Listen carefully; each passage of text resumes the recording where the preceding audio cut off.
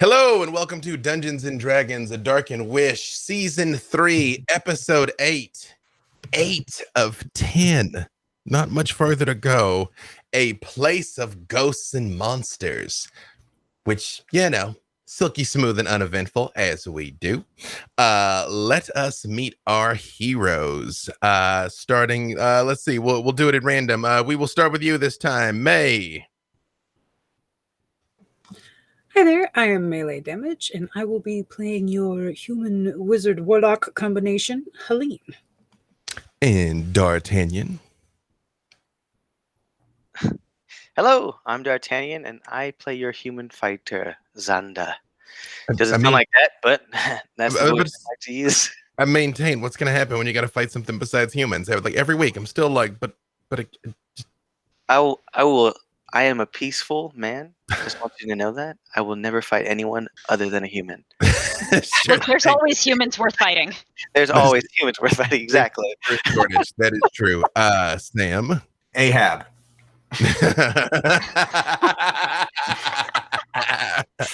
Well, now Moby Dick makes sense, yeah. Now I have my first target. Ahab.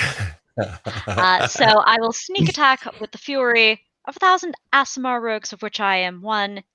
Aiden. The man, the myth, the Aasimar. Aki. Hi, everybody. I am Aki, and I play your Wood Elf clerics, Karrin and Kerrin. And just jumping ahead today, I'm stunt Aki. There it is. Like that's it. I'm the shadow to Aki's Peter Pan. There, and I know it's weird. You're like, you think we got two camera feeds? Nope, we're two different people. It's weird. I know it's odd. And last but certainly not least, Alcuin. Hey, I'm Alcuin Gersh, and I'm playing Rayonde, the Dragonborn Shadow Monk. Beautiful. So when last we met, our heroes were rejoined to the power of their full fellowship. Do we have a volunteer for who is going to do the recaptaining duty this time? I think I could do a little something. See, I realized where I went wrong with all of this, that the first character Sam played when we were doing any of these was like a bookworm scribe type, and they've been playing against type ever since to be like... No books, no intelligence. Himbo all the way down. It is overrated. I mean, it's a dumb stat. If it makes you feel any better, I play in a home game with them where they are the most extreme bookworm ever to walk the face of any planet or sun. I don't know what this Haom Geam that you speak of is. I haven't played that game before. I don't know. I just, it's worth doing. It's worth turning on the camera. Yeah. Okay. All right. Also, I said what I said, Sam DeLeve. I said what I said.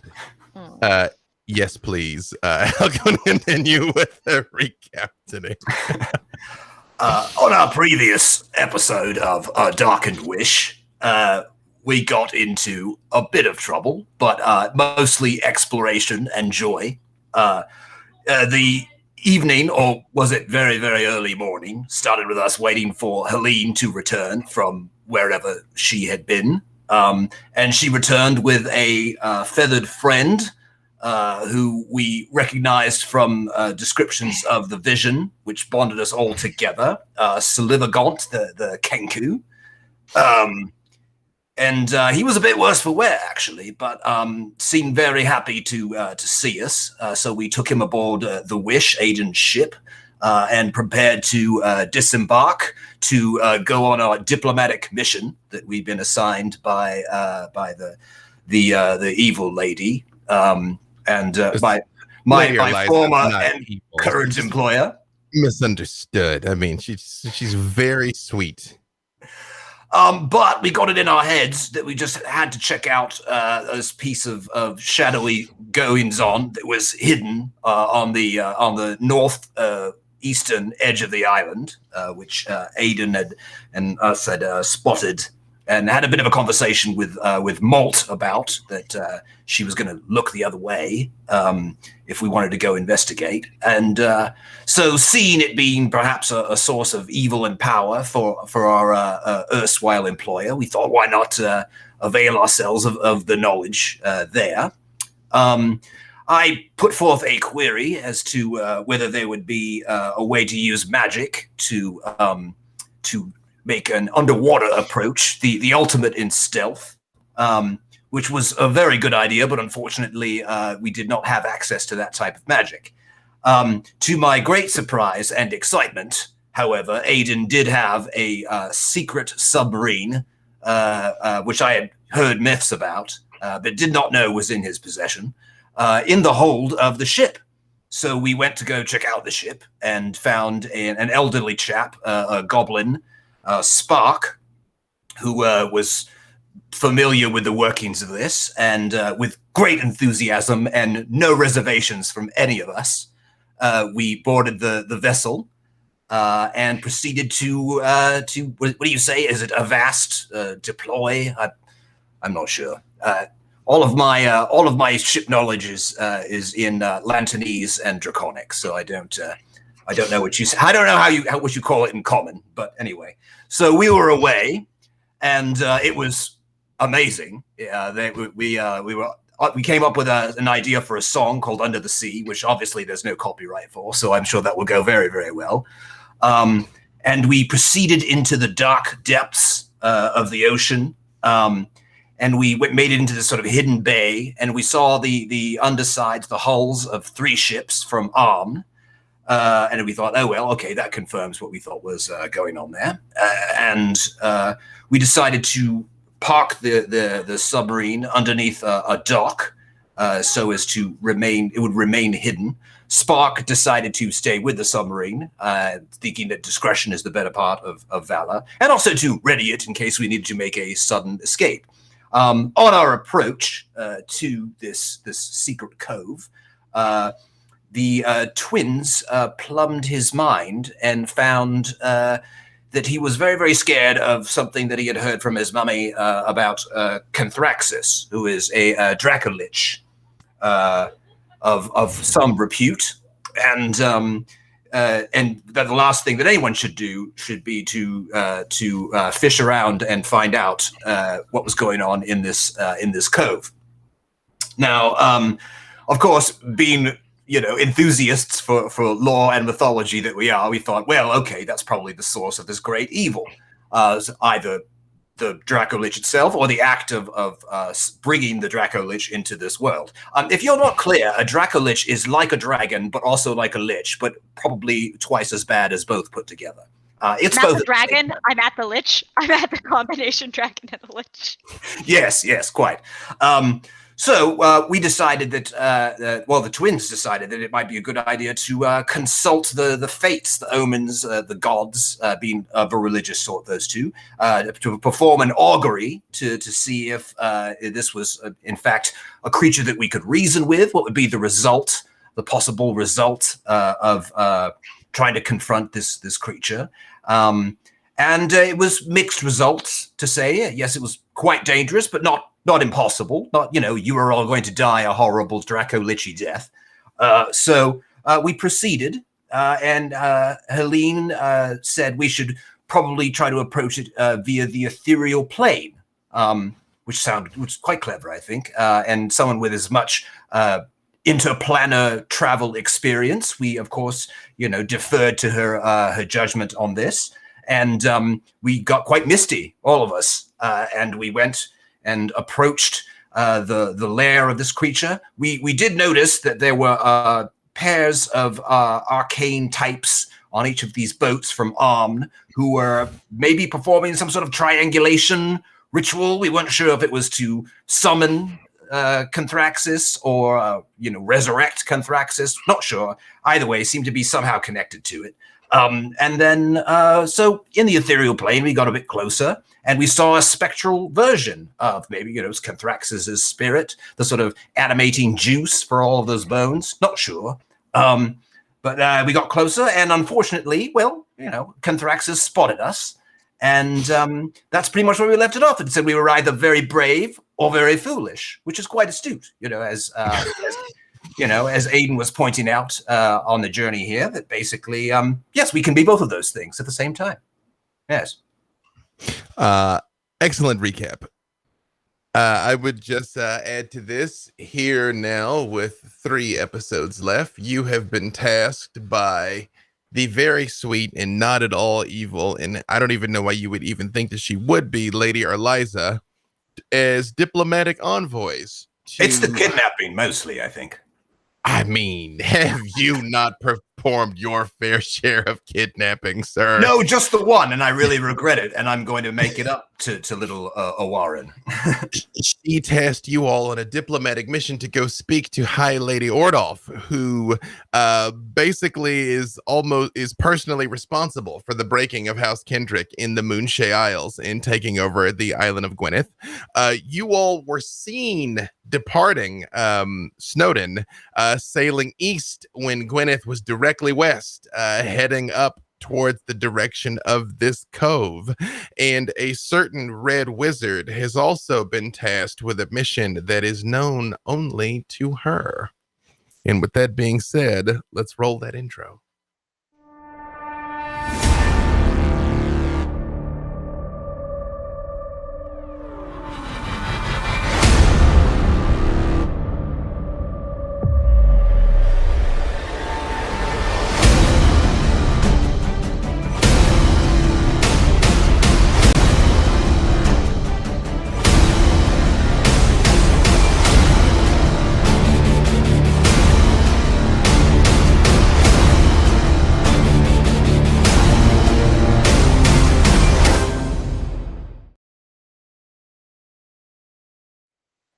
So, as you all make your way into the ethereal plane, as you look across, you can see the ships from but it is like they are hazy, like you're looking at them through a dirty mirror off into the distance. Even as you look down behind you, the ocean is present in its own ethereal duplicate, but you kind of get an instinctive impression that you could not drown in this water.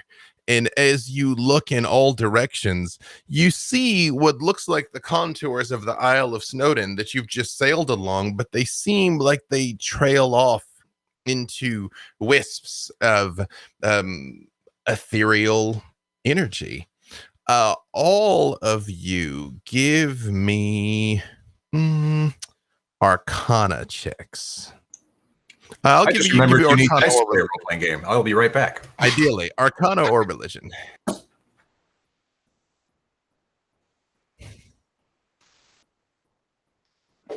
Either very good or very bad, Aiden. Let's see. It's a 24 for me. 24 for the twins. Has Aiden successfully disbelieved? That'll be a 5. Thank you very much. Helene, what did Helene come back with? 30. 30. Excellent. That's a divine difficulty. I will say that our casters will understand this for very different reasons, but arrive at similar conclusions. And Xander? I have an 8, so There's like a whole successful check in between our checks and their checks. I feel like Karrin and Kerrin feel very okay with their boys. Like the very first thing, especially when you see the Draco Lich seeing you, both Aiden and Xander immediately are like, my sword. And when you pull it out, your sword is not your sword. Your weapons are there, but they're made out of something else. They have blades, but it is almost like the very material of this plane made manifest. Like if you took literally all of reality and just compacted it enough to make a sword blade. And while the two of you are very much sort of like, but can I do a murder with this? Helene, Karrin, and Kerrin, you all understand a couple of things. In the ethereal plane, there are all manner of creatures because it exists adjacent to the prime material plane. Ghosts are here. some unique creatures that only live in the ethereal plane are here. It is sometimes possible to traverse in and out, especially if you know what you're doing. Clearly, Helene brought the 6 of you here.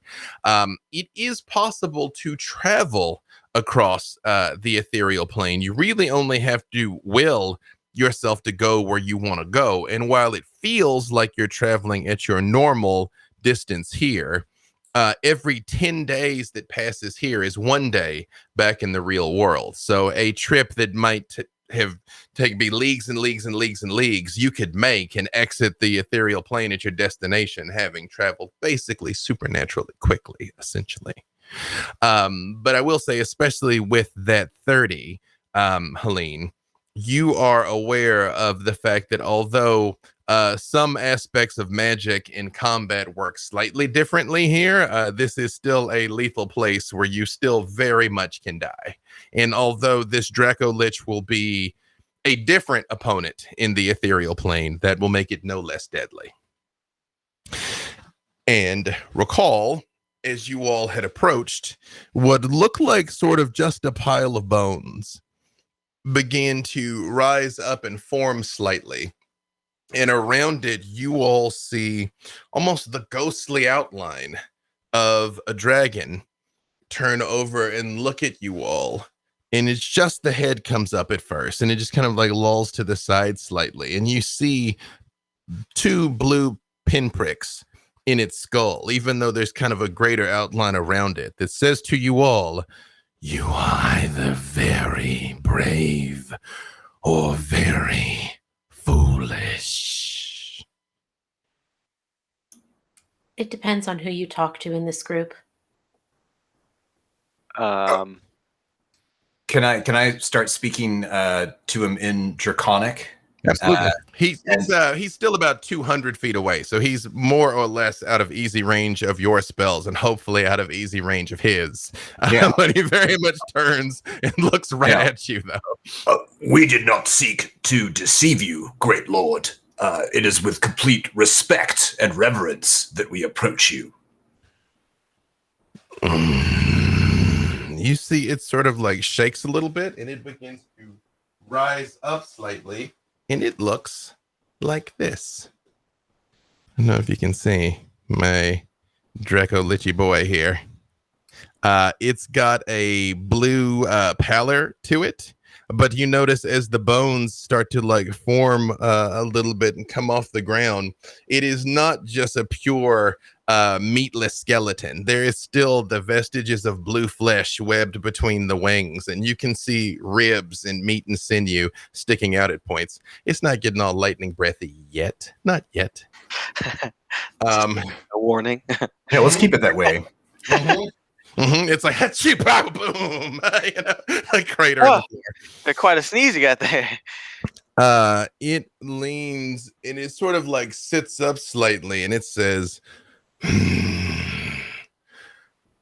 "More penitents then, like these purple-clad pilgrims." And it very much nods in the direction of the boat.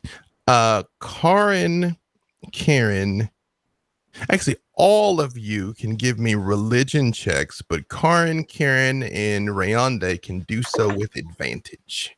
Because you all might particularly know something. Well, we speak Draconic, and we knowledge clerics. We do lots of reading. That's what we do. We're good, because I only got a 14. This is specifically a religion check. Yeah. What was that, Helene? Sorry. 24. Excellent. You actually did better than me. I only got a 21. Well, don't worry, y'all. I got an 8. We're all good here. No. Aiden, you're still like, but if I bring the ethereal dagger back, is it... Does it still ether? Like, stay smoky, my friends. Yeah.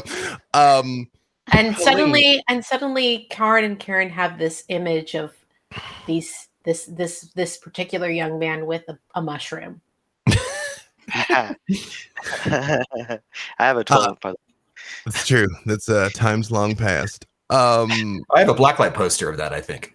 Karrin and Kerrin, you are aware that there is a cult known as the Cult of the Dragon, the aptly named.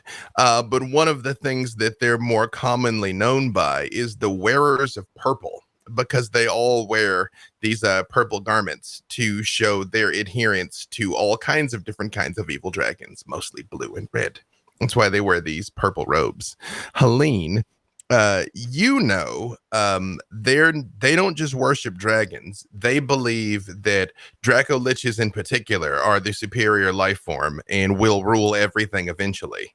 And so they not only worship Draco Liches, they actively work to make new ones, or at least try and convince dragons that they should become Draco Liches in the fullness of time. I will explain that in Draconic to Rayonde. Excellent. Yes, then that is you are aware that when it's sort of like motions, like essentially are you more penitents? These purple clad people holding their arms up and chanting or whatever it is they're doing kind of takes on a different context.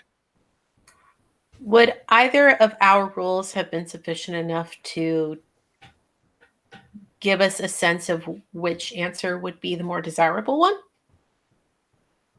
No. Cool. Give me insight. All right. You're a diplomat. You're used to dealing with spoiled, entitled people.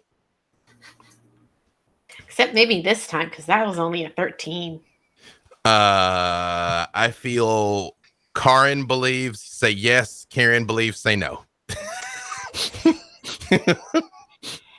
Oh, we've got a problem here. I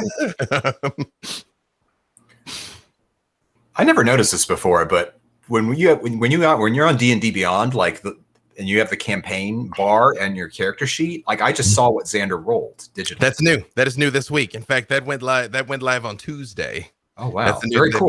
Being able to, if you're in the same campaign, you can see each other's rules. D&D Beyond. Yeah. But I do my rolls old school with the math rocks. Now you can see how fantastic my rolls are all the time. Mm-hmm. You're like, no one can be that unlucky. You're like bold of you to assume. Yeah. I think the twins look at each other, and there's this moment where they're kind of like the only thing that moves is their eyebrows as they kind of silently communicate with each other, and then both of them look at Xander.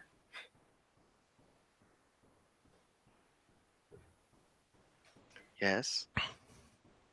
You're staring at me. Do I have something on my face? No, you don't. Besides your face. Can you join us over here for a moment, please? I take myself aside and join them.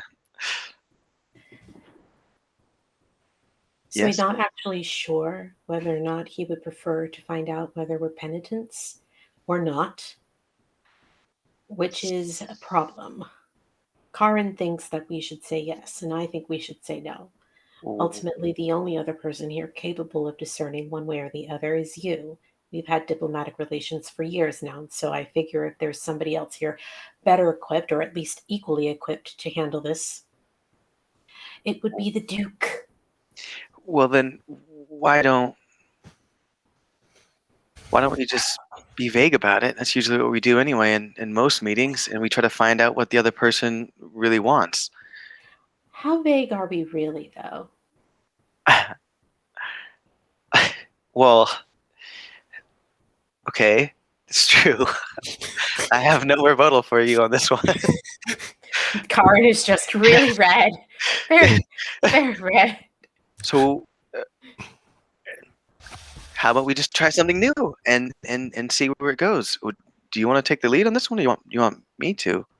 I don't think my sword can do anything right now, so I would just be pretending a lot. We might as well practice. We're going to have to do this with an elf queen anyway. All right, let's go. I will say, Karrin and Kerrin, with your knowledge of the planes check earlier, You would know. I mean, these weapons can be fought with, but again, you can be harmed and die here as well. Yeah. It's in a manner of speaking, what you really brought with you was the ethereal duplicate of what you had in the prime material plane. But it's so cool, though. Yeah. So as they're reapproaching the Dracolich, Karrin just leans over and says, "Your sword is as capable as you are. I don't think you should be worried." Okay, I was getting a little scared there because it looks like it won't hurt anything. Wait, the swords can hurt things? They can hurt things, but you can also be hurt. The swords follow sword rules? We're fine. Now go talk to... Go. We're going.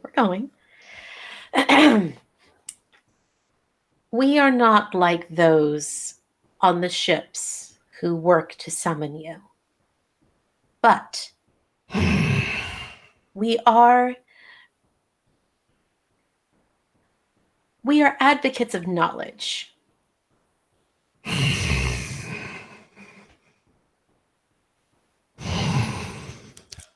Give me a perception check, Karrin and Kerrin. 21. As you've gotten a little closer here, it looked like at first this cave was just a random sea cave. But as you're getting closer to it now, you see its ceiling goes up about 40 feet high, and there are 4 carved pillars in it. You sort of didn't notice them at first, especially because they're some distance away, and there's a lot of magical darkness chicanery going on around here. And the Kenthraxis is basically lying right in the middle of them. Just 4 equal distant pillars in otherwise what is kind of like a rough-hewn cave.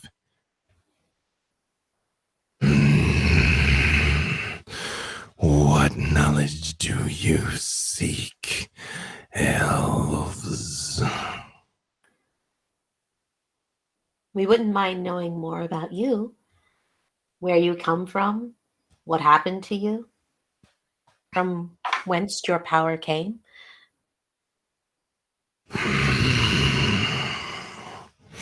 He sort of squares up and like flexes a little bit, and you can see like the remainder of what were lungs kind of inhale and then I am great and fearsome to behold, yes.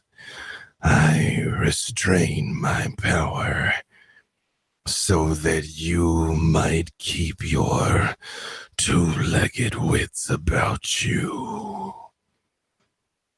You are a colorful band. Elves, a hatchling, a fallen one, a broken, scarred human man, and a female that stinks of the abyss. How did you 6 come before me? Excuse me. Did you say a hatchling? You can see that Rayonde is looking very nervously at everybody, but especially at Helene.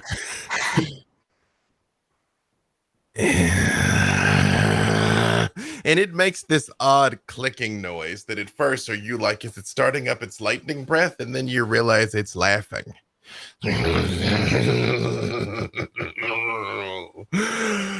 Apologies, hatchling.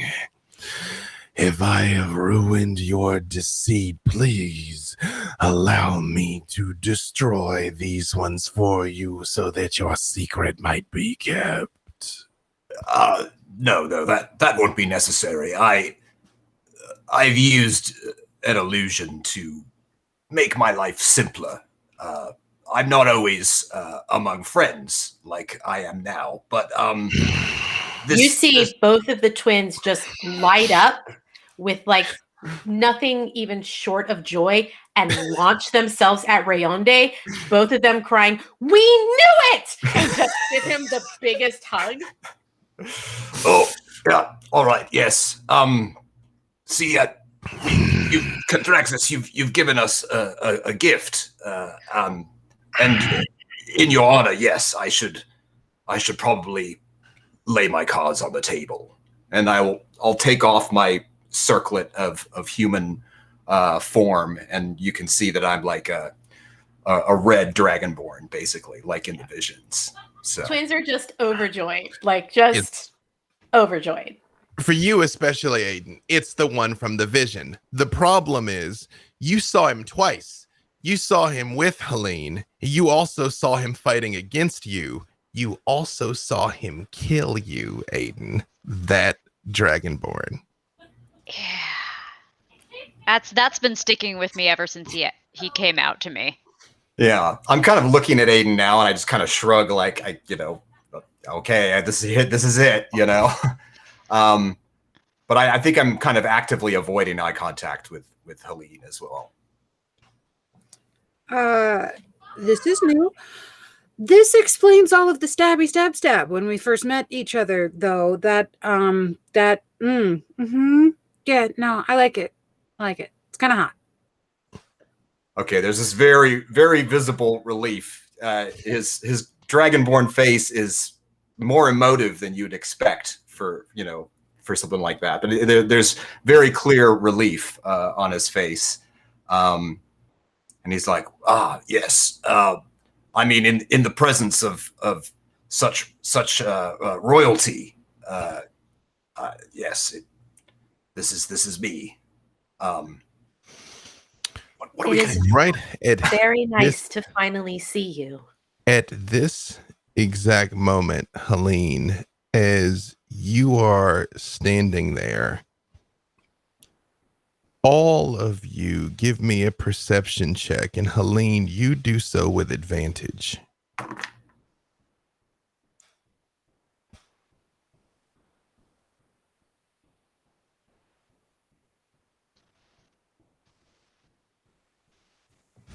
$19.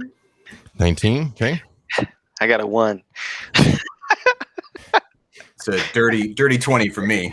I appreciate you're legit looking at him like, how do you turn into a dragonborn? Like, I want that. I want to do that.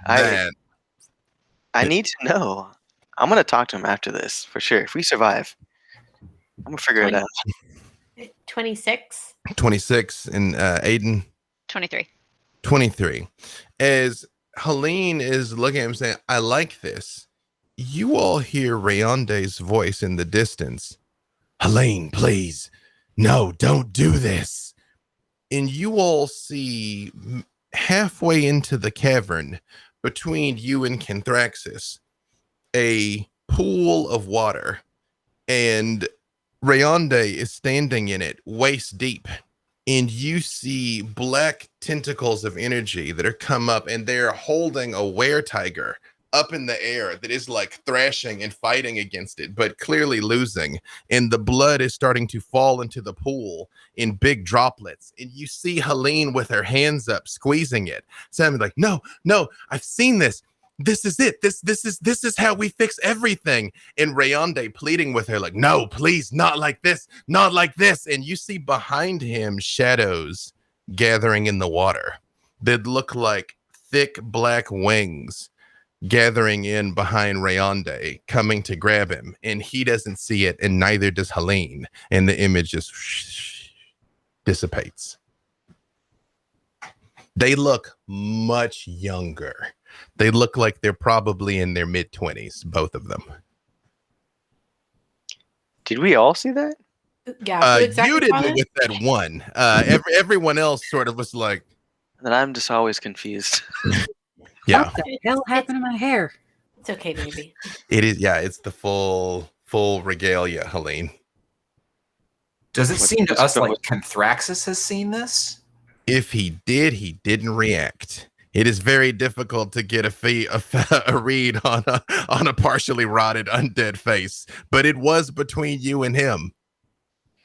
And this was specifically Xander, Helene, and Rayonde in this scene?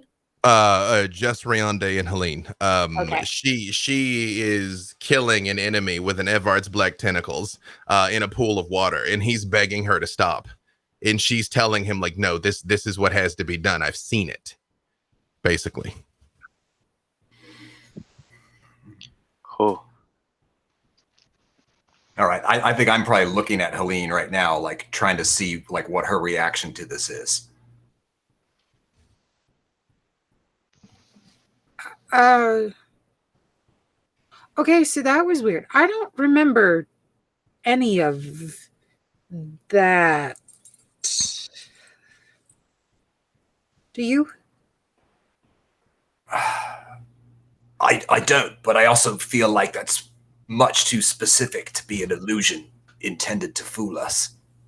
Can Helene roll an insight check to Absolutely. see how much she recognizes this? Absolutely. That was a natural 20. It feels real, Helene. It's true. It's you don't ever remember your hair looking like that, but as you're watching, it's almost like that Helene that is crushing this thing with the black tentacles. You've done that countless times. That's one of your favorite spells. That's on brand. Actually, so it feels right, but it's. It's real, and with your 30 before tied to the ethereal plane, this is the first time, Helene, you've truly understood something really is happening here, that it may be possible that, this is in a manner of speaking, because the afterlife is cut into very thin slices in the planes.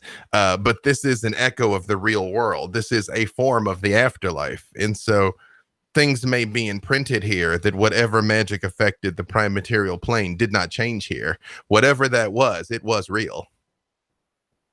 Yeah, I'm pretty sure that was real, Rande. We looked a lot younger there. No offense. I did too. I'm not sure how to feel about this, but I feel like that's correct. Look, it's weird the way the afterlife slices here. Things happen there, but they still happened here, even if they didn't happen there. It's a wibbly wobbly thing. But no, I don't think that was intended to fool us. Well, then maybe whatever happened was successful and you somehow undid it. Or it was successful and maybe that wasn't a good thing. But that I love that spell. I use it so much. I mean, it's always a good thing. It's fun too. It's nice one in the grips. You all come before me, seeking answers then. We are a fairly inquisitive group. What do you have to offer?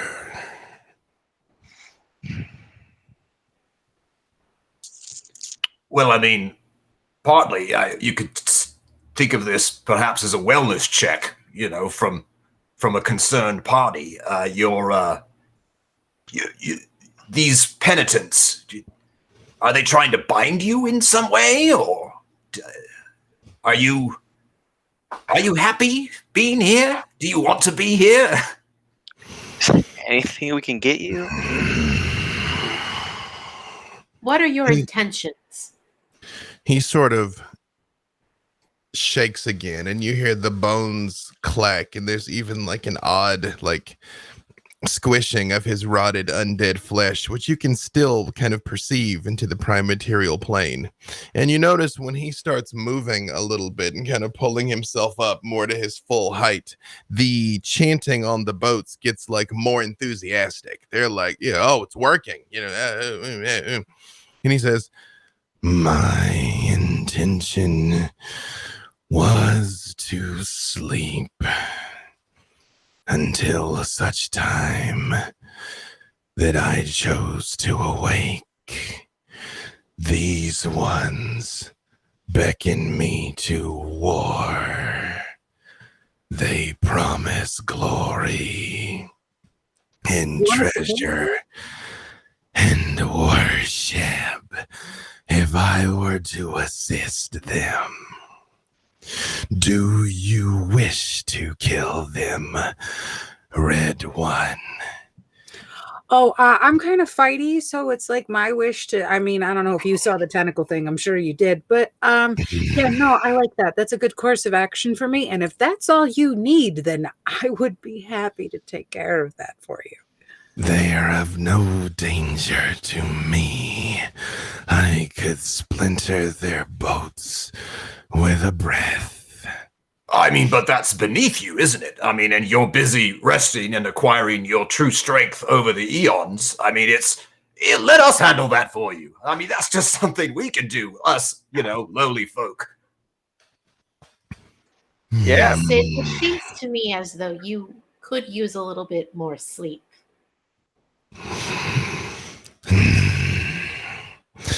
Let us make this interesting. They bid me to war. Would you have me fight, or would you have me sleep? Are such pitiful servants worthy of your exertions? Look how few. I see little hoard or treasure that they've come to offer you. Glory is but a whisper on a wind, and you know how quickly that fades among mortal folk. What could these pitiful penitents possibly offer you? It seems like they aren't bringing much. Give me a persuasion check, Pirate King. Happily. Part of the deal. Let's go. Hey, 27. Well, I'm convinced. All of you turn and look at the boats from like, hey, how dare you? We're offended for Canthrax. Kerrin is just smirking. Just smirking.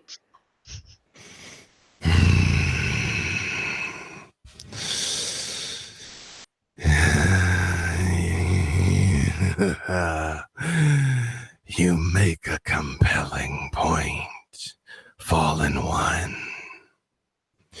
They have approached me with prayer and supplication, but not with gold and jewel.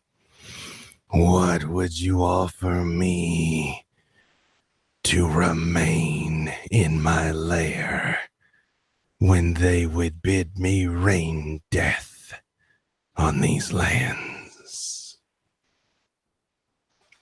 Well, actually, I know that above all, our kind enjoys being truly tested and a real challenge. And I could give you the name of someone who would provide incredible sport that you would keep in your memories for centuries and truly enjoy. When you do choose to do your, world domination stuff, I can give you the best bridgehead, the best starting point, the name of an individual who, I mean, let's be honest, has been quite disrespectful to you. Give me a persuasion check, Rayonde. Not a proficiency I have, and I have a -1 for my charisma, so... You persuade with your fists. Gosh, I was just about to say, how can I help Rayonde to give him advantage on this roll? Because the twins would be totally down to help back this up. You know where I'm going with this. I know exactly where you're going with this.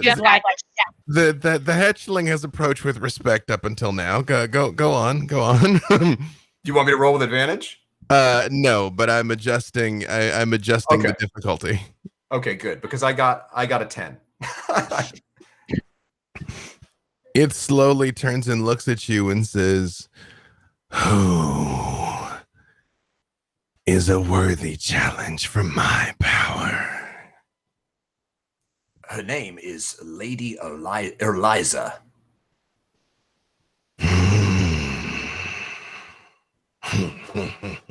We believe that these penitents were sent by her in an attempt to bend you to her will. And she is no dragon. But she is incredibly wealthy and powerful. Her horde requires no arduous journey across sea to war. It is but near. It turns and it looks towards the south where you know her castle would be, and then it looks back towards you and it says, "This name is known to me. These purple ones spoke it. She would have me go forth and attack the lands of men. Perhaps she wished for me to leave my own horde undefended." I would say that is a very astute observation. In fact, we heard her plotting not too long ago about just that.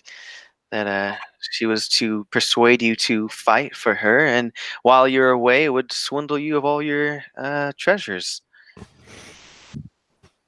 And we wouldn't want that. Looks at you, Xander, and it goes,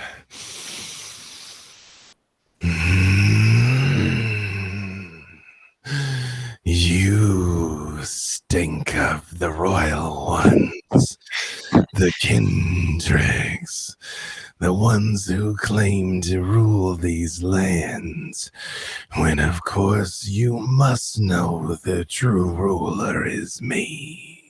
Of course. Why else would we be here? House Kendrick is, of course, trying to make sure that all our allies are well taken care of. It extends its wings for a second very far and retracts them, and it says, "You have made a compelling argument. Now you must pass the trial of combat. Slay these 6. Bring their ships as offerings to me, and I will consider your request." Easily. Aiden, give me history or survival. We've been using survival as a stand-in for sailing, right? I think so. Yeah, I think so. That sounds right to me. Give me survival with advantage. All right. Dirty 20. You realize even though you only see 2 on each ship, you realize even with a skeleton crew, each of these ships probably has about 6 people on board, maybe more. The ones trying to raise the Dracolich have a skeleton crew. Got it. Yeah. Man, I mean, maybe. You don't know. You're willing it into you positive thinking it into me. Yeah. I think I want to look at Helene and be like, you know how you love to blow things up. I think this would be an excellent time for some target practice.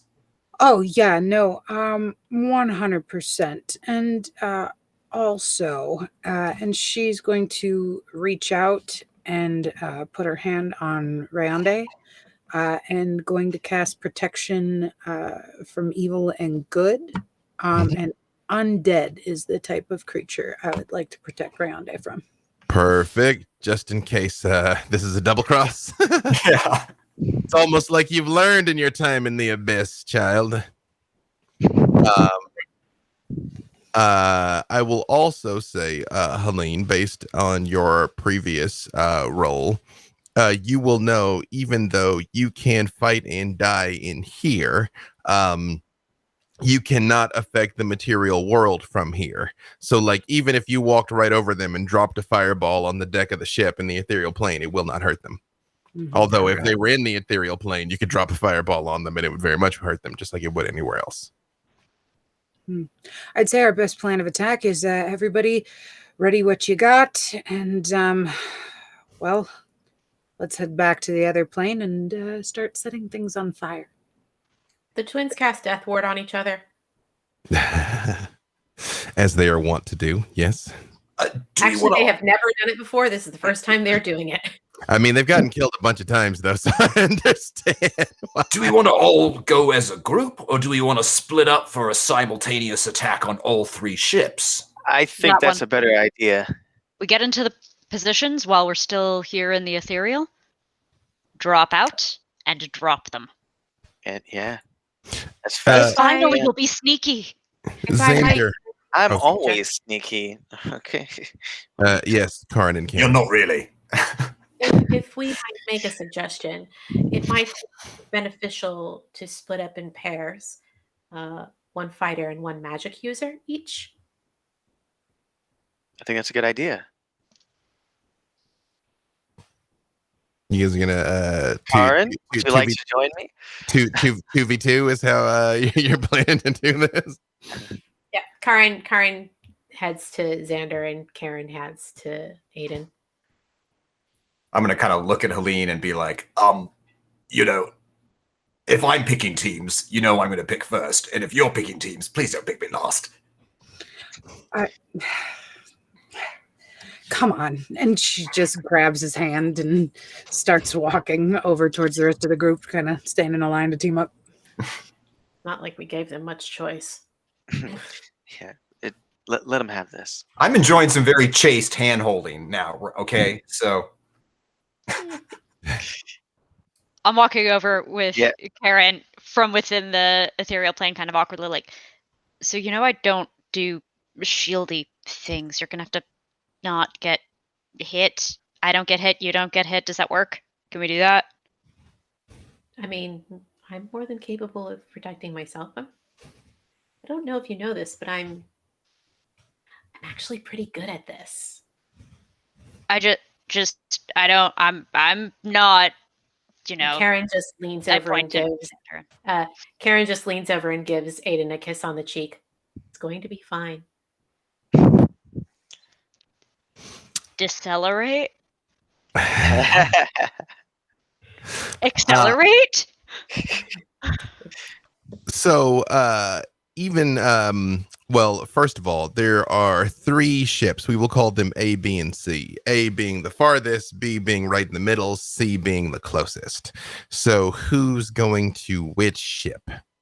Ooh, I claim A. Farthest. And I feel like I can do that. I can swim better than anyone here.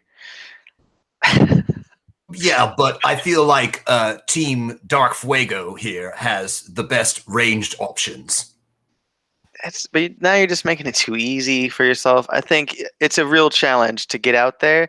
I think we got this. We're going to swim out there. This is not time for your toxic masculine grandstanding, friend. Come on, Kerrin. We want this to succeed. Xander, when you say it's going to be really hard to swim out there, the moment he says that, you guys are looking at him and he's not where you are and he's over by the shore. Who I am? Mm-hmm. What is this trickery?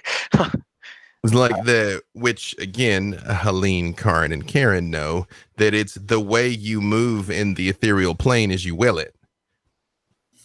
I don't think it will be particularly difficult for any of us to make it to ship A, Xander.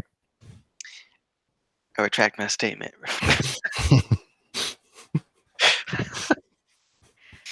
Karrin's just like, why is he so dumb? But why is he so cute? It's been a problem for me in my whole life. Aiden positions himself right behind a cultist on a ship that's all like,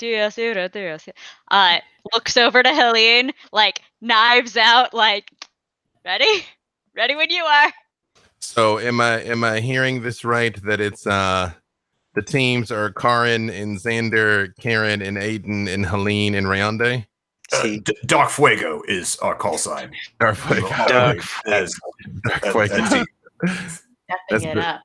the name of the spinoff, Dark Fuego. Okay, so Here's how we're going to do this here. I'm gonna let Helene, Aiden, and Xander roll initiative. You will roll for your team, and it'll just be the team go, basically. Just to keep things cash money here. 27. I have rolled horrifically, by the way. I'll make a note of that. Hang on, I'll get it in a second. I've rolled horrifically. The reason why that Draco Lich bought everything you said is I did not roll above a 10 once for any of its insights. Most of them were 6 and 7. It's fate. Where you guys are like, you're way too important to fight. 6, and it's like, I am too important to fight. Yeah.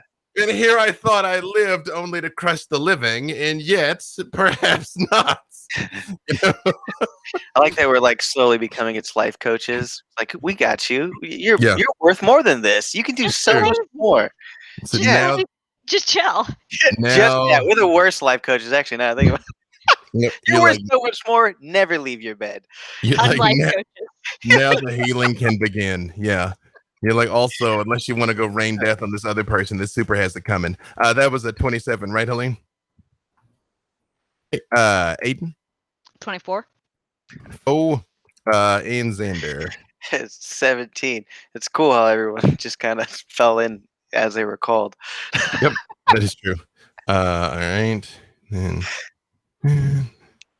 as you all move into position here, it becomes easier to see these people, even from the ethereal plane. Again, it looks like it is sort of like you're looking at them through dirty glass.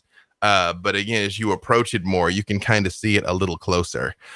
You notice these robed people that you thought were the same, they're not when you get close to them.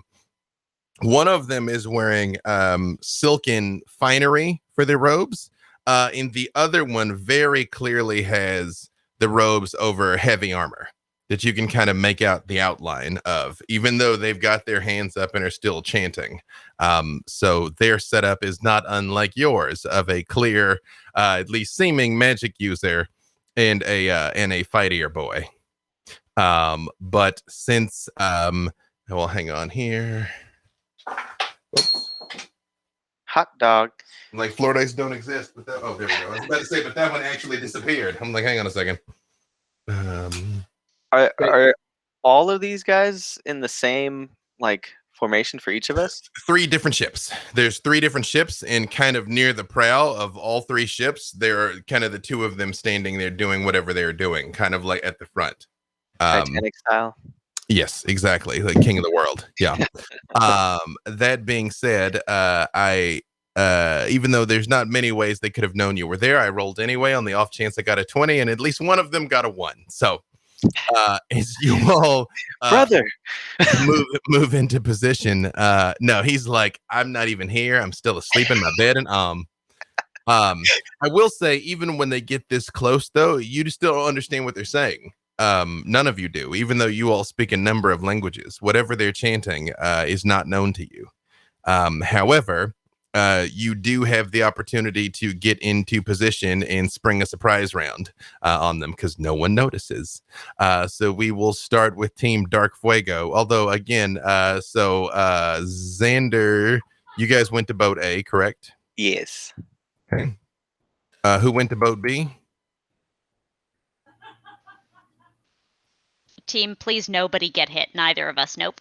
Got it. All right. And that puts Dark Fuego on C. Perfect. So starting first with boat C, Helene, what would you like to do? Let's have a little huddle here. Yeah, you have time to talk. Yeah, like once you get in position, you all have time to coordinate what you're going to do. Okay. Well, we definitely have the element of surprise. That's good.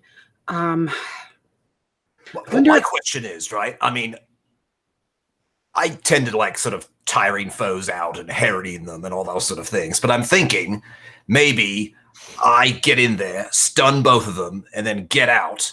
And then you hit them with something so big that if it doesn't kill them, at least it sinks the ship. I mean, that solves the problem. So, right? I have found in my experience that hitting a ship with a fireball will indeed sink it at a very rapid pace. Could you do that like Meteor Swarm thing that you do? I think I remember when you used that on us, and it was surprisingly effective. I mean, it wasn't, though. You all seemed to dodge it miraculously, which I mean, we are truly gifted versus these lie. purple-wearing weirdos. That's very valid. My pride's a little wounded. I'm having a little trouble. Okay, no. Well, this is your chance to redeem it. I mean, to see its true value. But my point is basically, I'll make sure that you don't have a target that can escape. And then, once I'm out of there, or that's a good plan. I'm going to take the earlier thing as a warning that the tentacles are a bad idea. So I think we'll go with your plan with the Meteor Swarm. That sounds good. All right. Am I going to have to transfer us back, or do you think he'll do it so that I don't have to waste a lot of energy? Should we ask you when you're ready? You don't have to do anything. You guys can just go back. Let me double check here. I'm pretty sure you can just go back. And even if that's not the case, you're not the only person who has plane shift. Excellent. Hang on. Me.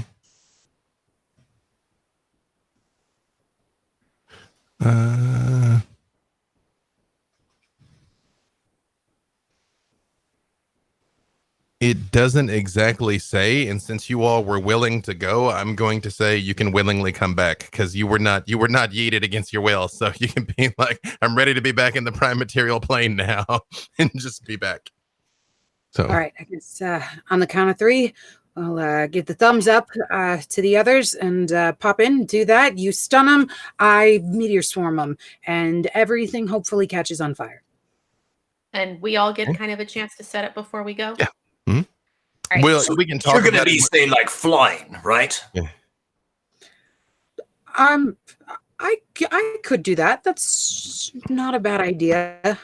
Because I'm thinking I'll do my I'm completely invisible thing, which also makes me quite resistant to damage in case something goes awry. But once you see them both go like and then you know that I've hit them. Then I'll get out of there and I'll go up into the crow's nest. And that's when and I'll give you the symbol, the signal. Mm-hmm. And that's when it's. I mean, yeah. Well, you'll know. I mean, they're going to look a bit worse for wear after I hit them. All right. Very crispy. All right. So, and yes, when I come to you, you can tell me what the plan is. But yes, you all have an opportunity to, coordinate before this happens here. So as you get into position, you come out and return to the prime material plane. They seem to have no awareness of your presence there, Rayonde, and go ahead and roll it. All right, so I'm completely invisible when I emerge because I used the what is it? Trying to find the name of what this thing is. Respect my invisibility. Yeah, my invisibility. Oh God, what is it called? I recall. You can, they can't see you. Empty body. That's Yeah. it. So I'm spending 4 key points to become invisible and gain resistance to all damage, but force damage for 1 minute. Perfect. So I'm going to get in position, basically right behind the 2 of them who are doing their magic. And I'm gonna go for a stunning strike on each one. Are you going for the armored one first or the clothy first? I'll go for the clothy first. Okay. All right. Do they have a save against this, or is it just on your hit? No, I mean, I'm just attacking with advantage because I'm invisible and they don't see me. No, I mean the stun part. That part I get. But Yeah, there's going to be there'll be a I'll roll to hit clothy. Holy crap! I got a 1 and a 3. But I mean, with my bonus to hit, that might still hit him. I'm a plus 11 to hit. So does a 14 hit the clothy? That is not enough. I got plenty of other attacks. Yeah. No. You throw in your first punch, you're like, you swear it was going right. You swear it was going right for the back of this person's back, but it's just like it was just off somehow. Like you don't know how. You were like, no, Wait, what? Yeah. All right. That So I'm gonna try my next attack then on this one. Okay, that's what I'm talking about. That is a 29 to hit on that one. That also misses. No, I'm messing with you. Yeah, no, that's enough. You're like, so we're leaving. We're just good luck. Yeah. Team Dark Fuego out. Even the Draco Lich is like, no. Also, I had such high hopes for you. This is my whiz kids blue Draco Lich, by the way. That is exceptional. I just got it, and I was like, hey, wait a second. I know some people that are about to see a blue Draco Lich. Yeah, so there you go. That's it. Oh yeah, but he's like, no, F this, S, I'm out. Yeah. Okay. That is enough. Yes, that is enough to hit. All right. So that will get sneak attack damage. Okay. But let's handle the stun first, because that's the part that's super important to me. Okay. Let's see. I'm trying to find the DC for my stunning That strike. will be. Where are you? Here we go. So it's a DC 16 con save. She does not make that. And as you swing with the first one and miss, and you see very piercing blue eyes start to turn and look at you, like she's kind of turns her head, becoming aware that you're there, and the second one lands, and she just. Okay, so let's see. It's not automatic crit, right? It's just the advantage because I'm invisible. So let's see. That is 10 plus, but I do get my sneak attack damage on it. I do have 2 levels in rogue there, so I'll use it on this person. Well, first let me know if the stun lands, and you can give me the damage separate, because they're about to get meteor swarmed in the face. The stun landed on that one. Oh yeah, one stun, but I mean for the heavily armored one now. Okay, but it's gonna be 15 points of damage on that one. That was the first. Okay. One. Cool. So now I'm gonna that was 2 attacks. I'm gonna spend a key point to do flurry of blows to get all my other extra attacks. So let's try the first of those 3 attacks. That's another 29 on armored boy. That is enough to hit him. Okay. And then stunning strike on him. So that's a DC 16 con save.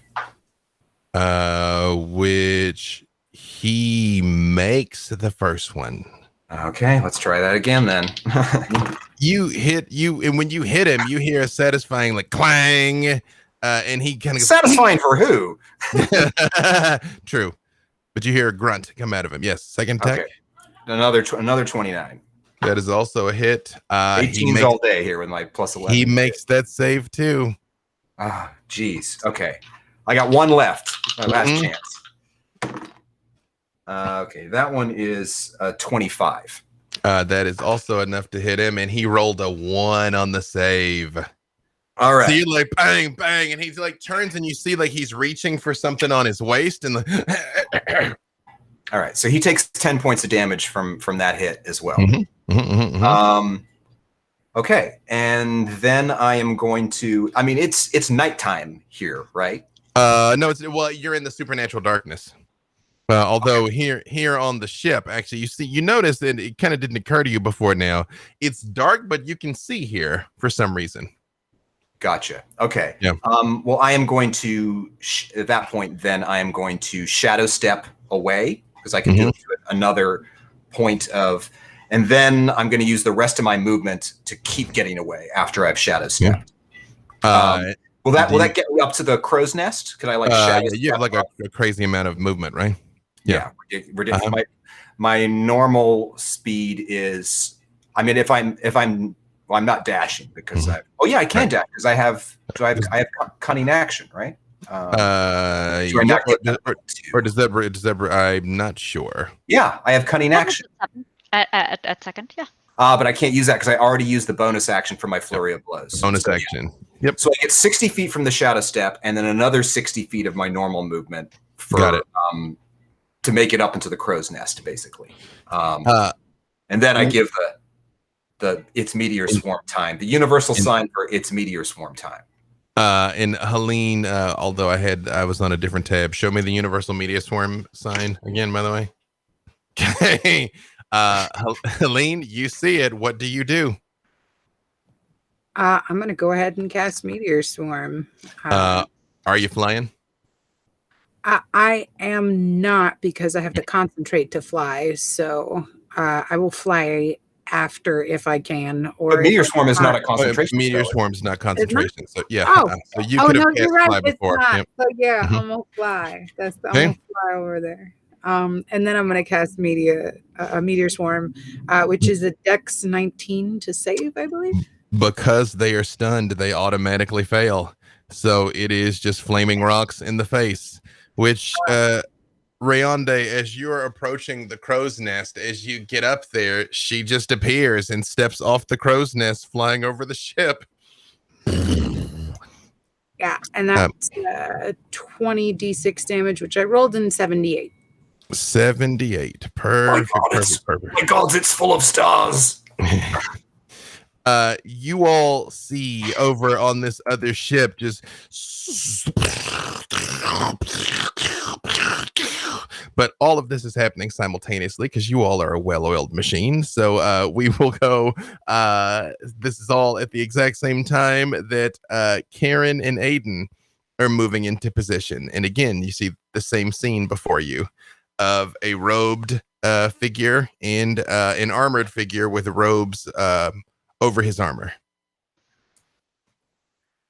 So I think I might have an idea that will make it a little bit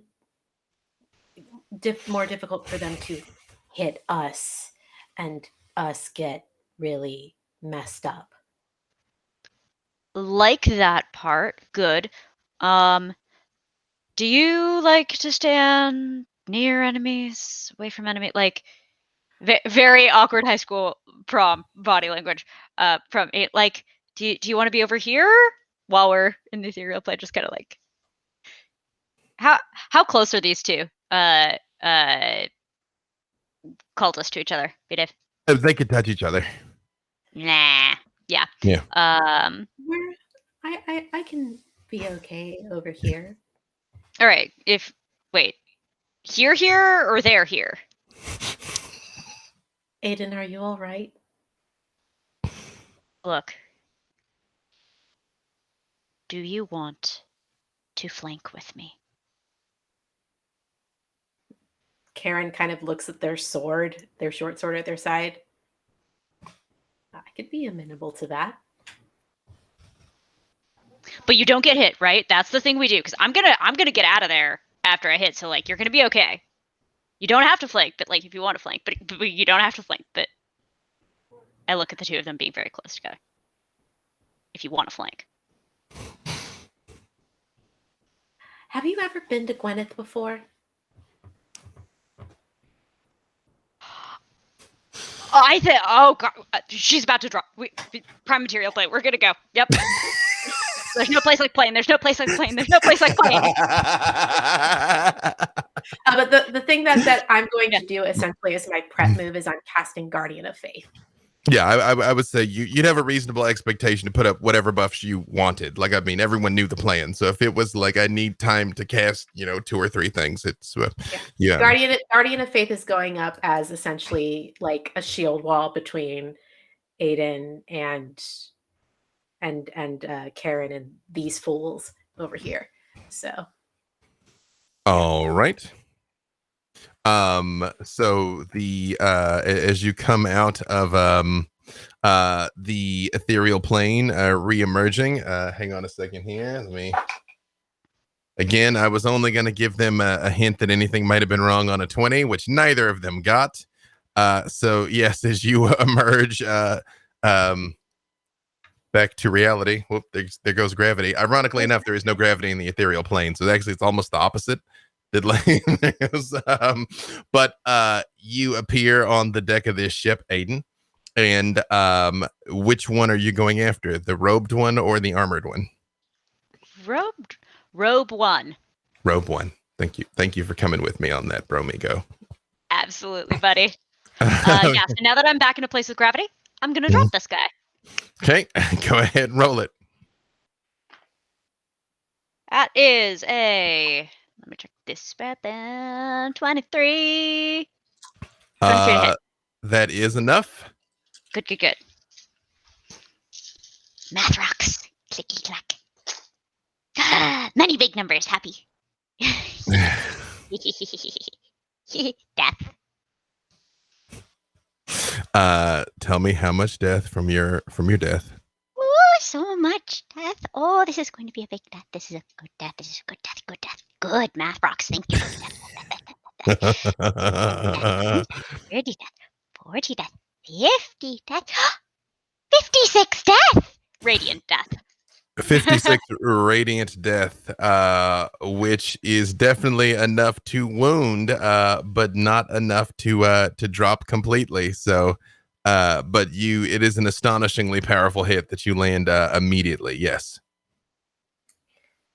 And Or do you have more than one attack? I believe you do. Only if I used an offhand attack rather than, as I say, get out of there. And I'm going to, knowing ships as I do, duck around the side into a corner, fancy footwork away, and then bonus action to hide. Perfect. Which is 1,035,000. Perfect. I think. So you stab and then vanish. Okay. Leaving a stab and dab. Leaving a certain beautiful elf standing there before these two gruesome foes. Kerrin, what do you do? So Kerrin is actually going to do a guiding bolt right up the booty to the one that Aiden has already injured. Let me go ahead and roll for my attack here. Let's see how that goes. It goes pretty well. It's a 27. That is enough to hit. And I rolled the damage beforehand, but I didn't roll the attack just to make these nice and smooth for us. That's professional. Let's see. That's 13 plus 10, 23 damage on the guiding bolt. And the next hit will have advantage. So recall that there. Imagine these like poor people. They're just like make a like a hey, make a hiney ho.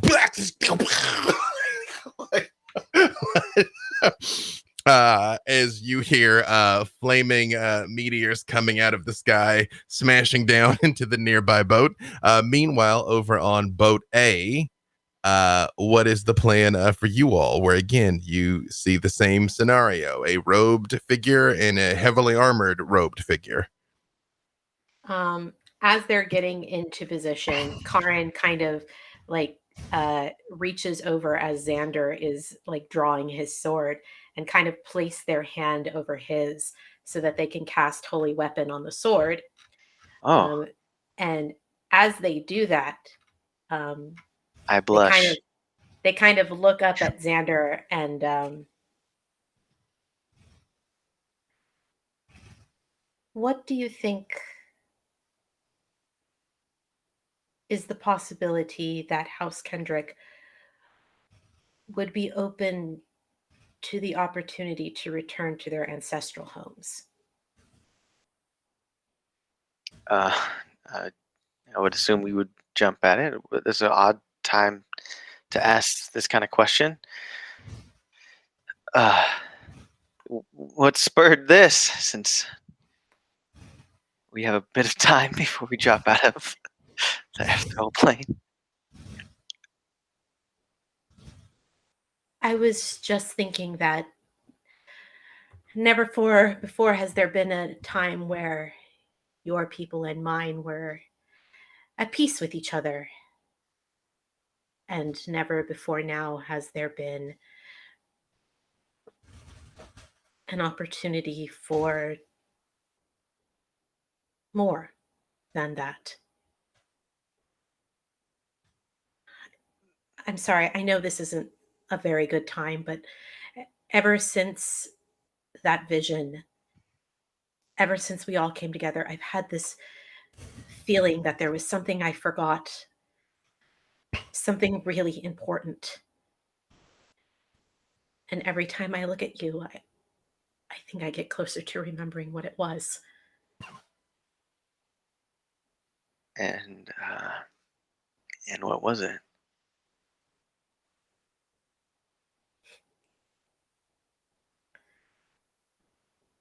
whoever I was in that place, in that time, I think they loved you. Whew, I'm so glad you said this. I'm not gonna lie, I've been feeling like this for a while now.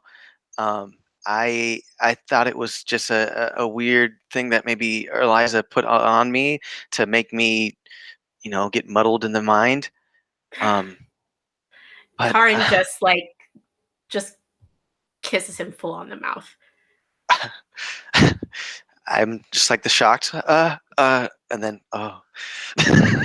While you all are there I think we kissing, made a mistake. while you're all you hear the retching of a Dracolich off in the distance.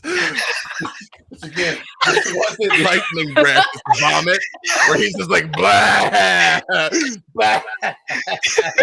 My one weakness, goodness. Ah. Yucky stuff. And then finally, pull themselves away and go, all right. Oh no. The time passes differently in the ethereal plane. And as you all are standing there, and teams C and B are like, go, execute. You two are mugging down, and off in the distance, you hear the Meteor Swarm going off on the prime material plane. And you haven't gone yet. You've missed your cue. That is fantastic. Well, the power of love is a curious thing. One twin weak, but then the other twin sing. That's the power. That's the power of love. Power of love. Do we at least surprise the cultists? That's all I want to know. Are they surprised? They all whip their heads around at like a devastation of flaming destruction raining from the sky, so they don't notice when you come out of the ethereal plane. No, because it's quite a thing she does. Like she literally like pulls flaming rocks from orbit and drops them on stuff. So, yeah. Aiden, with your supreme perceptive ability, give me a perception check, Aiden. Absolutely, I would love to. Natural 20? When they come out of the ether, you super know what happened, Aiden. Like super. Like you've just like stabbed these people. You're like, where's the plan? Where the Okay, I see the meteor swarm. Good, they popped off. All right, we've got ours. Oh wow, look at what Kerrin is doing, and the other boat is.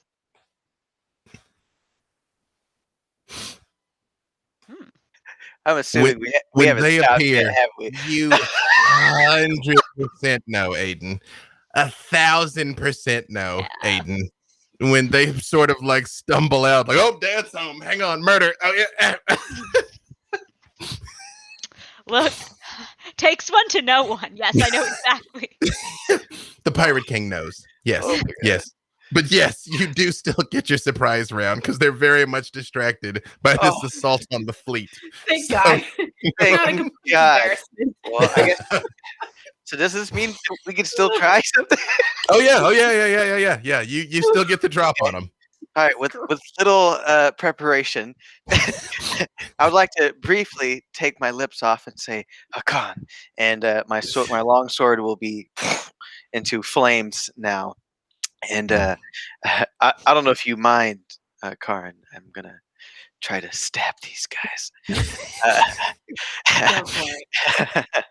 All right, awesome. I would like to do an action surge, probably because it's unnecessary. But well, technically, you can declare the action surge after you do your actions. So you can fight, and then tell me if you want an action surge. Yeah. Mm-hmm. In that case, B-Dave, I would like to attack them with no mercy. You going after the robed one or the heavily armored one? I was gonna ask you a question, and that will dictate how this is gonna go down, I guess. Lunging attack. It says when you make a melee weapon attack on your turn, you can expend one superiority die to add the total to the damage roll and to increase your reach for that attack by 5 feet.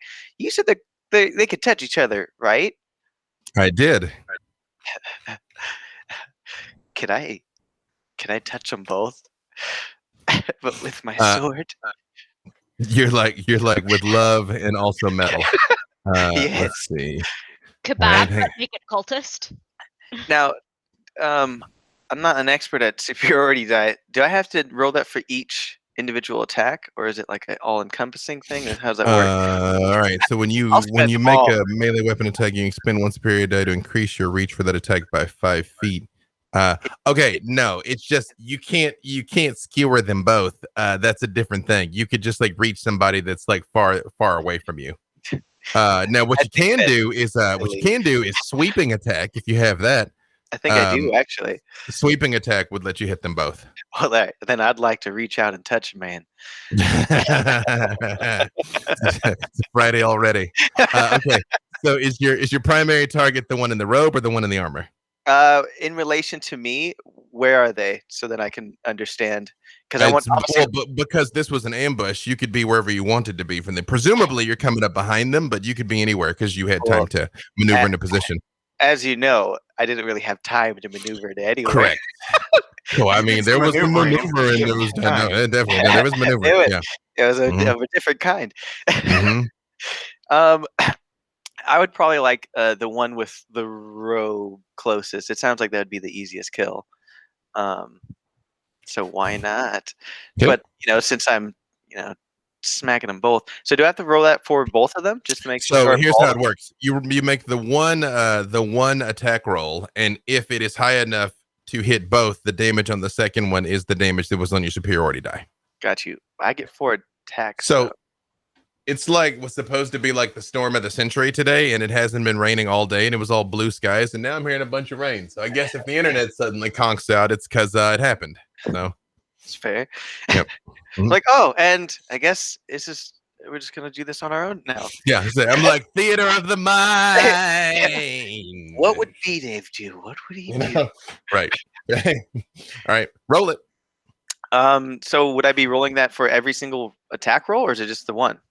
I think if you intend to extend that many superiority die, but all things being equal, I don't know that that's the best use of all of your superiority dice. Well, I don't know. I'm just feeling crazy right now. It's the power of love. Again, it's the power of love. I'm not making any rational decisions right now. Yeah, it says when you hit a creature with a melee attack. So, I mean, theoretically, every attack, if you spin the dice, you could do it as well. All right, we'll say I just do it for one for now. We don't have to get too crazy. Yeah.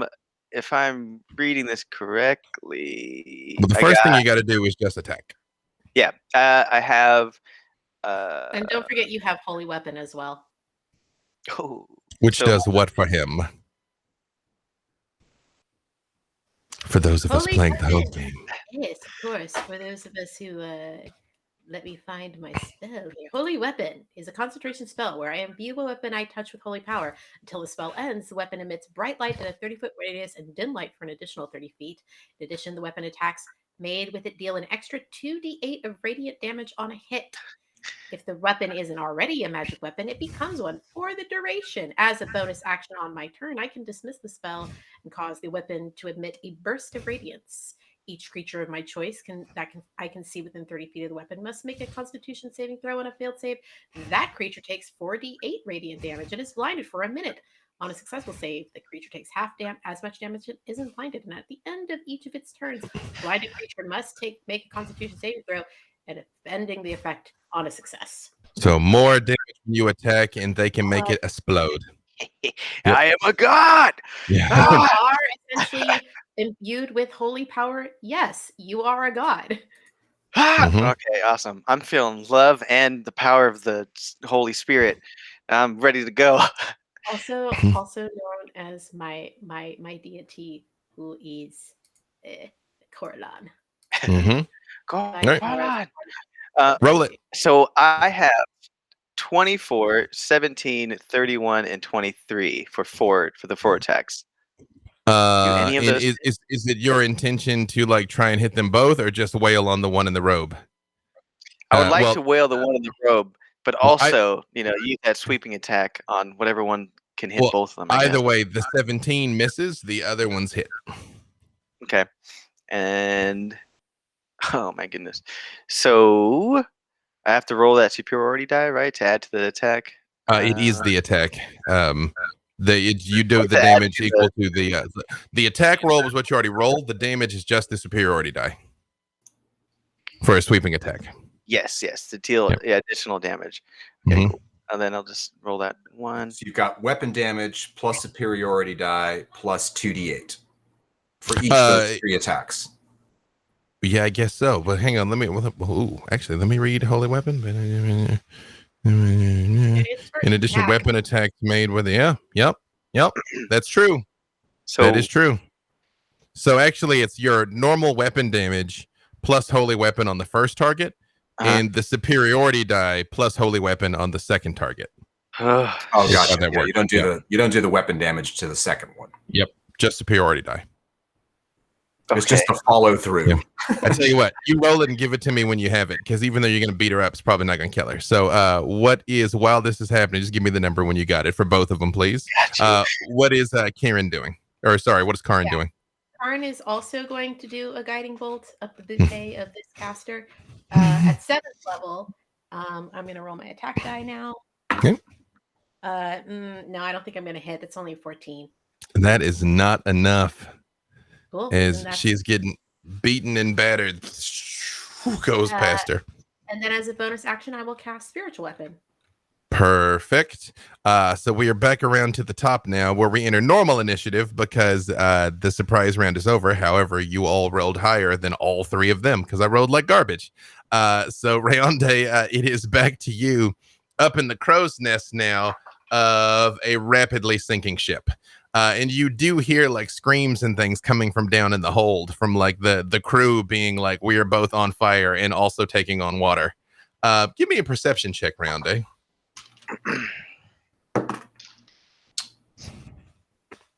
That is a 33.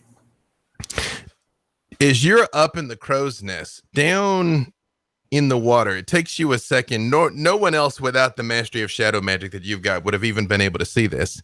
But you see the nudibranch down there, and you see 2 harpoons shoot out and lodge in the side of this ship and throw it in reverse, start pulling the planks off the side of the boat down deep below the waterline. All right. Cool. Can I see where Helene is? Oh, she's flying. I mean, she's like death and destruction. Like she's 10 feet away from you, but out in the middle of the air. And it looks like we pretty much accomplished what we came here to do, right? You see, she blew a hole in the deck where the 2 people that were there, you don't see them. Presumably they fell below deck, and the ship is sinking. Whether or not they're dead is unclear, but this ship does seem largely incapacitated. Okay. I think it might be time for with your 33. I'm going to say you survey the state of things on the other 2 boats too. You see what looks like Kerrin all alone against the other 2 over there, and on the far boat, you see Xander and Karrin behind schedule by a couple of seconds. You don't know why though.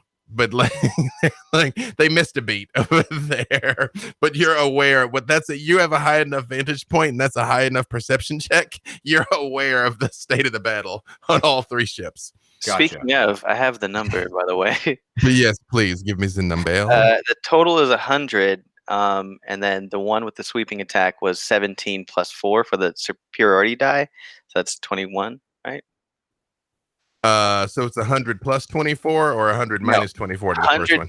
100 is just the total, because I'm assuming the person in front of me gets the slip slap of all of those. 76? It's 76 and 100. Yeah, because the superiority dice does not apply to the first target. It applies to the second target. So it'd be 76 and 24. Yeah. Perfect. Hey, also, you hit harder than nearly everyone. Helene just barely beat you with the 78 on the Meteor Swarm. When you but you were doing a stabbo, so but the 78 was to both targets and to the ship. Okay, that's true. No, she did like a lot of 78. That is true. You come for Team Dark Fuego, you better not miss. Trying to make him feel better about himself when she's altering reality over here and he's doing a stab. Let Xander have some self-esteem, damn it. Yeah, you've struck a mighty blow. Yes, Rayonde, you are aware of the state of things. What would you like to do? Geez, this is probably a pretty foolish thing, but I think I am feeling the elation of the moment and the power of love. Is there a way for me to use my my abilities, like my shadow step or step of the wind or whatever, to basically just like launch myself off of the crow's nest, like towards Helene, in the hope that when I get there, that she can like catch me or make me fly or do something like that? Because I want the I can show you the world undescribable feeling moment to follow after this great victory. You're gonna jump swan diving forward into your love's arms. Give me a perception check to see if you even notice, Helene, because you're doing a lot of flaming murder right now. This is the first time since you've come to the stupid surface world you felt like yourself, by the way, that you're like, no, this I understand. 16. You're like, the screams sound just the same on the prime material that they do down in Avernus. The heady bouquet of roasted flesh. Yeah. I will say with a 16, especially because you knew the plan, you are aware of the fact that he's about to jump off into your arms. Yes. What would you like to do when he does? I will try to catch him. Okay. Because reasons, I will let this work. Yes. I've got slow fall if it doesn't, and there's water below us. You know. You grab him as the ship underneath you is definitely begin to like list, and you hear like as it's starting to go down. In Helene, I will say when you have this moment, it also you catch out of the corner of your eye one very lonely elf standing there being stared down by this robe person and this armored person. I do have a guardian of faith. That is true. What does your guardian of faith look like, by the way? My guardian of faith looks like Aiden. It's an angel. I appreciate the real Aiden bailed on you, but what you think of Aiden is super there. He's there. He's just hiding like a good road boy. I was very clear about this at the top. Like I'm gonna. Yeah, it's basically it's an angel, essentially, like this sort of angelic creature with slight darkness to them. Like I guess I'll say to Helene, well, since we finished early, let's go help our friends. Yeah, good idea. Do I still have an action to cast something? Yeah. Are they far enough away from the enemy that if I try to hit the enemy with a fireball, am I gonna take our homie out? They're 5 feet from each other. I would say you could space the fireball in such a way that you can get them without hitting your homie here. So a little bit of it is kind of going to get wasted off the side over the water, but you can land it without harming them. Yeah. Yeah, I'm gonna do that then. Okay.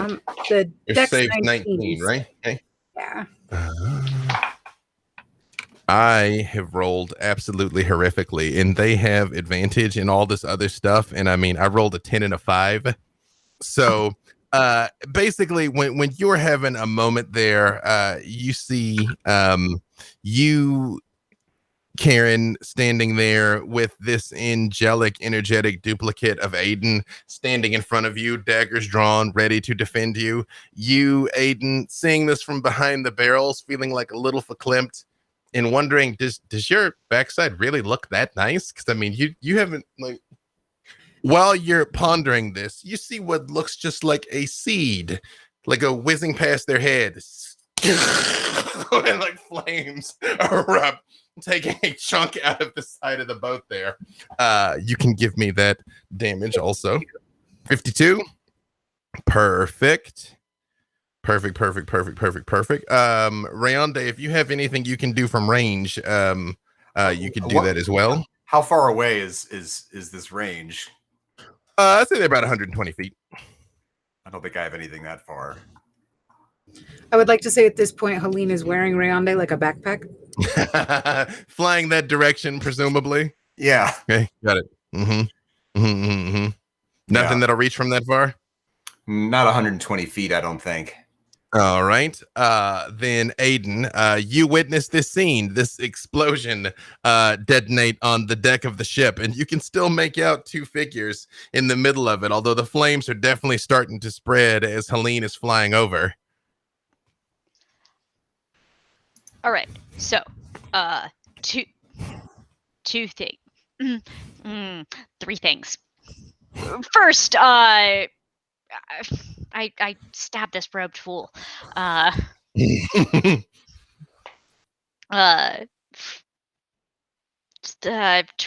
to hit. That is enough. All right. She's already on fire. She's already having a day. Okay. For 45. No, sorry. 50. 50? Radiant damage. All right. Hold on a second here. That let me double check. That is actually enough to drop her. So as you see, she turns around and she's got these incredibly blue, eerily piercing blue eyes. And while she's on fire, like she opens her mouth like she's about to say something, and you all just see out of her back the knife. And she slumps over, and Aiden's standing there behind her. Over the shoulder, like Aiden's like holding this body, pulling the sword out, and looking over at them like, "What? Yours weren't enough for you? You have to go and poach on ours." And I dump the body over the side of the boat, and then I look to Kerrin. You're doing great. Like this thinking thing, actually really enjoying it. That guy has armor. I will be right back. But like this, I try not to look at the Guardian Faith. This is really nice. And I advance footwork away, and I stealth for 1,000,000. 30 something. All right. And what does Kerrin do in the face of this? Kerrin is going to, gosh, we don't have much in the way of attack spells lined up because we did not we haven't long rested in a while and haven't had a chance to rearrange. So I think that they're just going to draw their short sword and try a stab of their own. All right. Let's see how it goes. Do a stab. They don't do a very good stab. It's only a 15, which I do not think hits.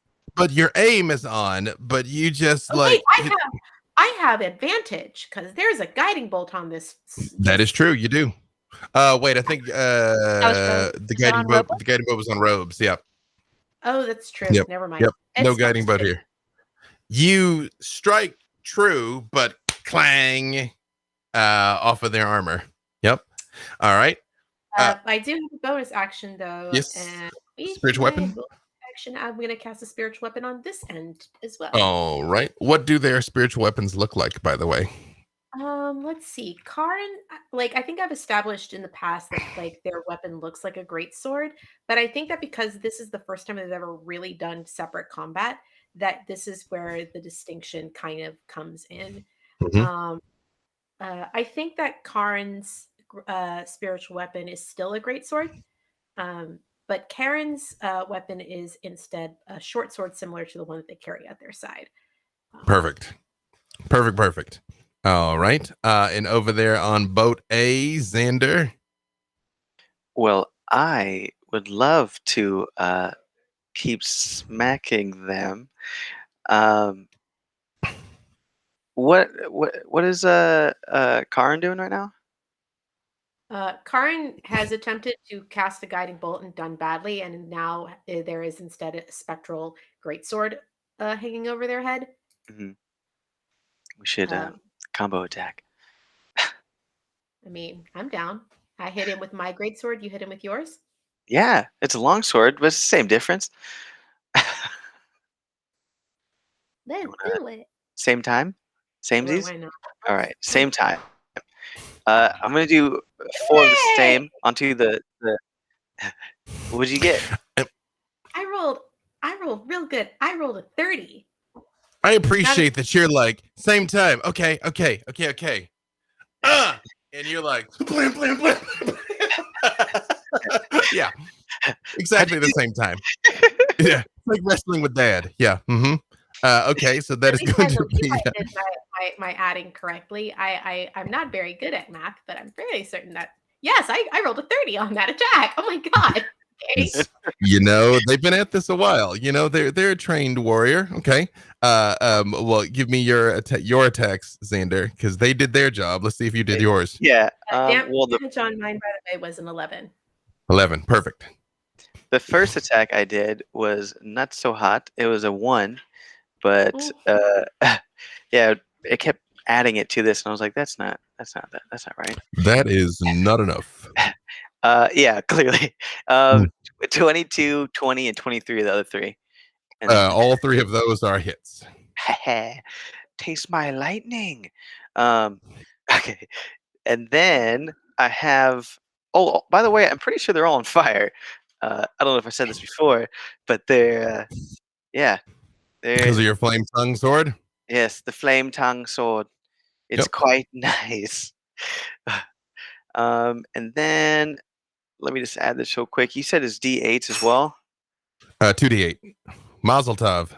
Yeah. That's L'chaim. Wait, I'm like, I heard the glass make L'chaim. By the way, since my spiritual weapon attack was a bonus action, I'm going to do a regular attack as well. I'm going to roll that. Sure. Give me that damage. Roll that beautiful damage footage. 29. Look at Not 29. you. Not 29. 24. 24 and 11. Perfect. 75 is All what right. Are you trying to do that same thing where you're attacking them both, or just wailing on the one? Well, if I is the one by itself, are they still alive? The one in the robes looks like they're still standing. Yep. Actually, I take that back, Xander. As you are like wailing away on this robed person, and they're like boom, boom, boom, boom, boom, fall. You see, she raises her hands, and you see flames crackle into her hands as Karrin leaps forward and right in the neck, and she just like slides to the ground. They actually bash her head in with a mace. Oh yes, with mace. Yep. I'm so impressed right now. I'm just like, oh wow, that's amazing. And I compose myself as I realize there's still another person in front of us with the fight. But to say, however, it is their turns. The armored boys are both up on both boats still, which was good because in so many of these situations, the casty ones are very dangerous. Both Xander.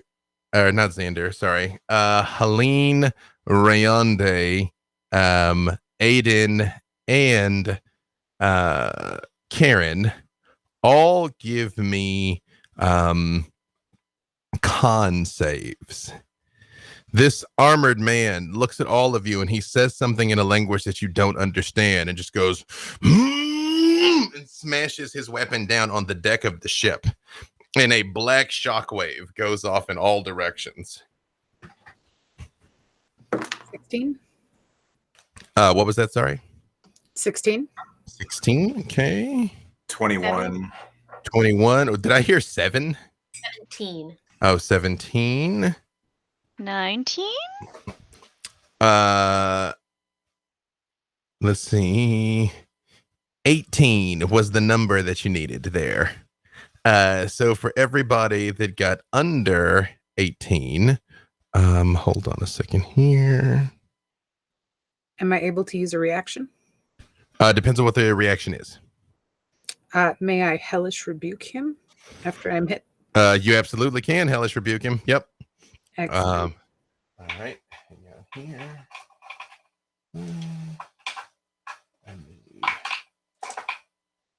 Does my Guardian of Faith help with this at all? Does it prevent? I don't think it prevents AoE damage. It's only melee. Never mind. Yeah. Those of you that failed take 25 points of damage and are knocked prone. Helene, we're gonna get to the hellish rebuke because you get to do that no matter what. But Helene, give me an athletics check. They both did this, right? I haven't gotten to what the second one has done yet. Okay. Is that the second one is where I'm at, right? Yeah, the one over by you, I haven't gotten to what he's gonna do. 17. Secrets. Helene, you are knocked down to the deck of the ship, but like you were heading towards crashing into the water, but managed to land yourself there. Those of you that made the save, that is halved, so it'll be halved down to 12, and you are not knocked prone. The one over on your boat there is Xander. Karrin and Xander both give me deck saves.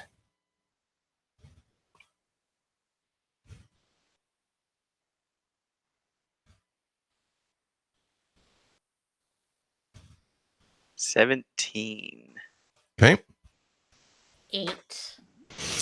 He looks at both of you and he says something and he goes, "Wah!" And you see black flames come out of his mouth and engulf you both for 35 necrotic and 35 fire. Ooh. That is not counting any sort of damage mitigation. 35 necrotic. 70 total. 35 fire, 35 necrotic. Ooh. Yep. And you hear footsteps coming. All of you hear footsteps coming up the from the depths of both ships, like as people are trying to get to the surface. Xander, in the midst of this cold, painful experience here that you're in the middle of, you hear, "You speak for the humans, yes. You stink of their royalty." Yes, I do speak for them. If I were to assist you, you will advocate for me. Of course. Will you assist me? You give your word then. Yes. I give my word, of course. Xander and Karrin both make deck saves with advantage.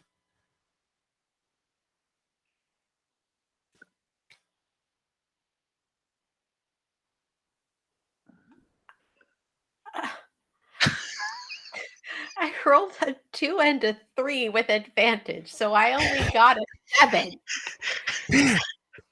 I rolled a 3 and a 9 with advantage. I feel like I appreciate that it's like, well, you guys are both in the midst of this like black wave here. From inside the cave, all of you see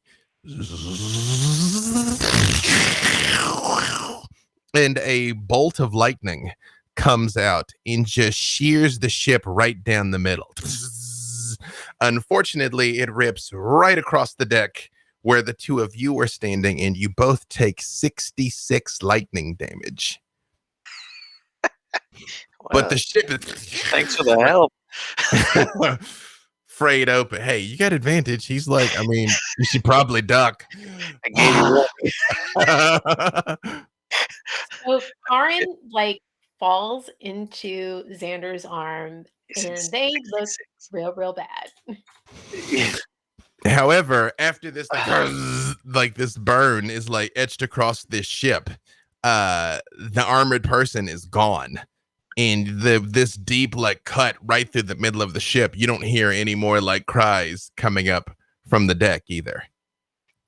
But that lightning will do that to you. That brings us back around to the top, though. Helene, it'll take half your movement to get up. Technically, you're already flying, but it'll take half your movement to get up off the ground.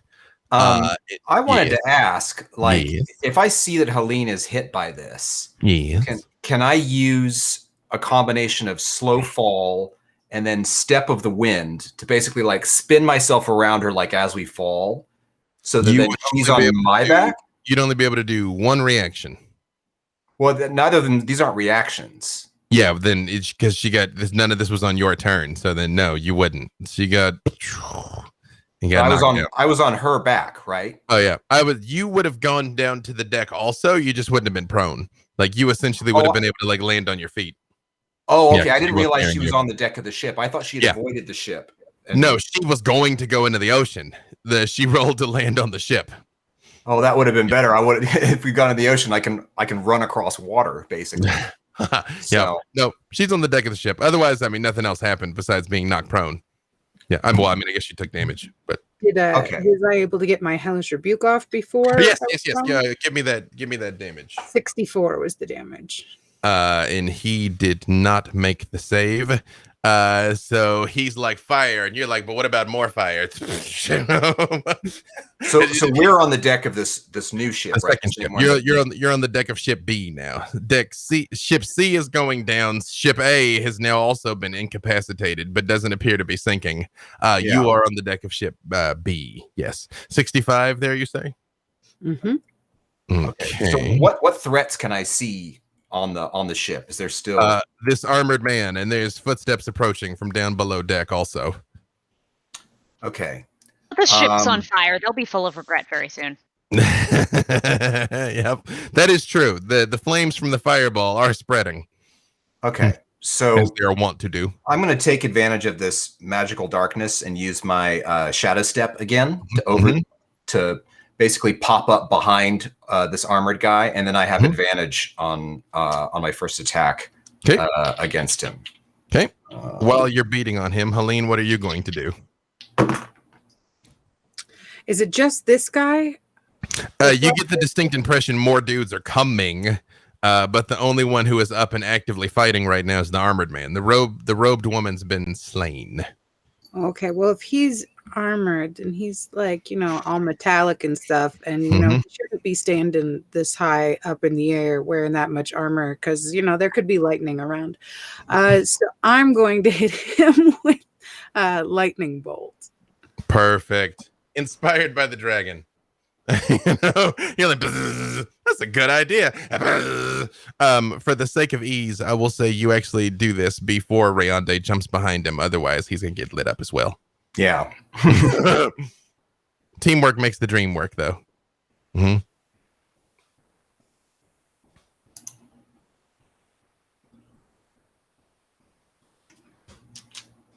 You can give me the damage on that, Helene.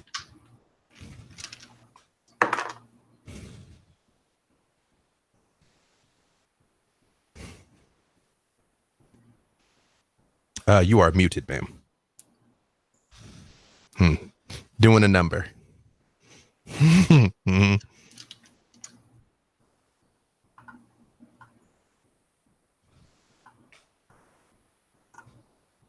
47. 47. Rayonde, is you're moving, you just see and falls back into the burning deck with the flames reaching up around his armored body here as you all are standing on the deck of the ship. And he's like out, right? That certainly appears to be. In a moment later, you all hear as you see Kenthraxis lands on the deck of the ship also, and like looks at all of you and just like raises a claw and punches down through the deck of the ship and pulls up just a claw full of gold and jewels. Like, apparently they brought a worthy offering. Perhaps they should have led with that. Yes. Clearly they didn't know whom they were working with. At last, worthy tribute is yours. He turns his hand over and just kind of lets it fall, and he says, I claim these vessels and their contents as tribute. You, small ones, have entertained me. I will not raise claw against you for the time being. And he leans down and he looks very closely at you, Xander. And he says, war is at your doorstep, human. All of your enemies are arrayed against you. You must move swiftly or be destroyed. And he leans back and looks like he's thinking for a moment. And he says, I will tell you something that will aid you in the coming battle. This Lady Eliza is not what you think. And that's a good place for us to stop. So, because apparently there's another show that comes on right after us. So, 2 episodes to go. It's fine. Literally everything on Moonshay is all marching towards a single calamitous battle. It's all good. But you guys diplomafied adult blue Dracolich, which not a lot of people could say. And you even made him do a gag from your loving. Blarg. I want you to appreciate that there were 3 ships and 3 ships on. You can't script this. You can only let it happen. Thank you all. We will see you next week.